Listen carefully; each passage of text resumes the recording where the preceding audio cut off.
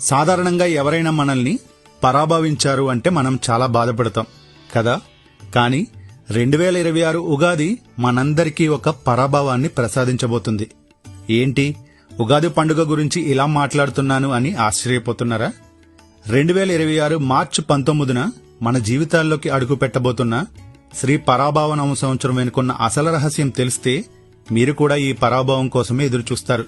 చాలా మంది పరాభవం అంటే కేవలం అవమానం అనుకుంటారు. కానీ సంస్కృతంలో దీనికి ఒక అద్భుతమైన అర్థం ఉంది. పర అంటే అత్యున్నతమైన లేదా గొప్పదైన అని అర్థం. భవ అంటే పుట్టుక లేదా స్థితి అని అర్థం. అంటే మనలోని అపజయాలను, అహంకారాన్ని, అజ్ఞానాన్ని ఓడించి, అంటే పరాభవం చేసి ఒక ఉన్నతమైన స్థితిలో కొత్తగా జన్మించడమే ఈ సంవత్సర సందేశం. మనం పాత పద్ధతులను వదిలేసి కొత్త ఆలోచనలతో ముందుకు వెళ్లడానికి ఇది ఒక గొప్ప సంకేతం.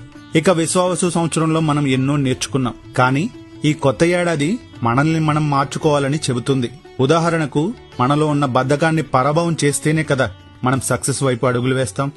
మనలోని నెగిటివ్ ఆలోచనలను పరాభవం చేస్తేనే కదా మన మనసు ప్రశాంతంగా ఉంటుంది.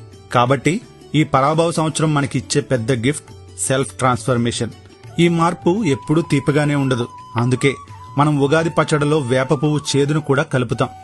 కష్టాలను ఓడిస్తేనే సుఖం విలువ తెలుస్తుంది. ఈ శ్రీ పరాభవ సంవత్సరంలో మీరందరూ మీలోని లోపాలను జయించి సరికొత్త ఉత్సాహంతో ముందుకు సాగాలని కోరుకుంటున్నాం. మరి ఈ ఉగాది నుంచి మీలో ఉన్న ఏ అలవాటుని మీరు పరాభవం చేయాలనుకుంటున్నారు? అంటే ఏ నెగిటివ్ క్వాలిటీని వదిలేయాలనుకుంటున్నారో కింద కామెంట్స్ లో షేర్ చేసుకోండి. ఈ వీడియో గనక మీకు నచ్చితే లైక్ చేయండి. జై శ్రీరామ్.